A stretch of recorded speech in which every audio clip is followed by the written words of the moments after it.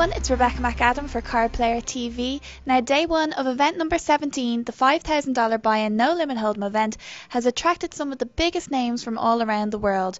One table in particular has been drawing a lot of attention, and that features David Williams. We caught up with him on the second break of the day. David, you're coming straight from your victory basically at the WPT, so you must be feeling pretty good and confident. Yeah, no, I mean, I was really excited about this World Series coming into it. I felt good. I was really disappointed. I had planned a trip to Puerto Rico at the end of May, and before the schedule for the World Series was released.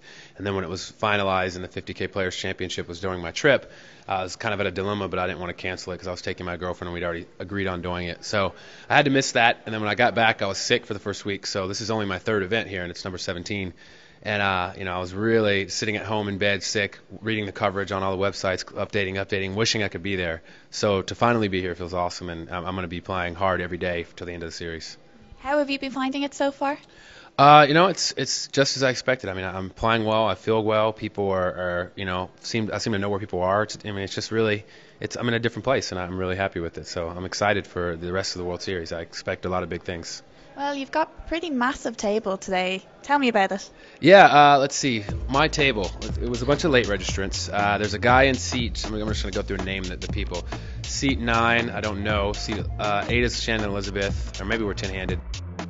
There's Phil Hellmuth, Dan Highmiller, Chris Ferguson, JJ Liu, myself, Brandon Adams, Ashton Griffin was there. I busted him, Ashman, and Alex Bulletin. So a lot of accomplished players, a lot of tough players, but I seem to do better against tougher players than I do against unknowns. I think because they keep me in line. I know that I've got to be at the top of my game. I don't get lazy, and when I play against in the smaller fields, I think I just don't really focus as much. I'm like, oh, this should be easy, and I don't really give it my best. So I seem to do better in these situations, and I'm doing great so far.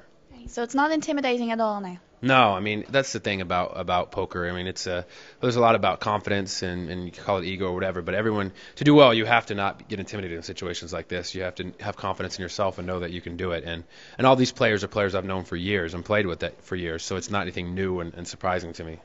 Well, the last time before the break now, I saw you raking in a ton of chips. What happened there? Yeah, that was an awesome hand. I couldn't believe the guy's hand. Basically, Alex Bolton raised under the gun to 600. It folded to me on the button, and I had ace king of spades. Normally a spot I 3-bet a lot in, but I felt that I would get more action and my hand would be a lot more disguised, and I like to mix it up, so I just called and I also felt Brandon might make a move in the small blind or the big blind, and then I've got a hand I can kind of play a bigger pot with if I need to be. So I called with ace king of spades. Brandon folded and the big blind called, so it was 3-way action. The flop was ace deuce 3 with 2 diamonds, the ace deuce of diamonds. Alex bet 1,000. I just called him because I really wanted him to fire some more bullets. I wasn't afraid of too many cards. I mean, if he hit a set on me, I didn't think if he had a flush draw, I didn't think he was going anywhere anyway, and I wanted to give the big blind a chance to do something. He just called 1,000, so 3-way action. The turn was another ace, which was shocking because I'm thinking, part of me thought maybe we all have an ace, but somebody's out of line here. They checked to me again, so now I bet 3,000 because there was 2 flush draws, a straight draw. I didn't want a 4 or 5 to come. I just figured I'd bet it now. I bet 3,000, and the big blind, who I know from Dallas, I don't remember how he plays, but he had been playing fairly straightforward, raises me to 8,000, 5,000 more. Alex quickly folded. So my first thought was, wow, this guy has aces and threes, and he just filled up, but it didn't make sense. I thought if he had that hand or a set, he probably would have raised the flop when Alex bet not called, out of position with 2 diamonds.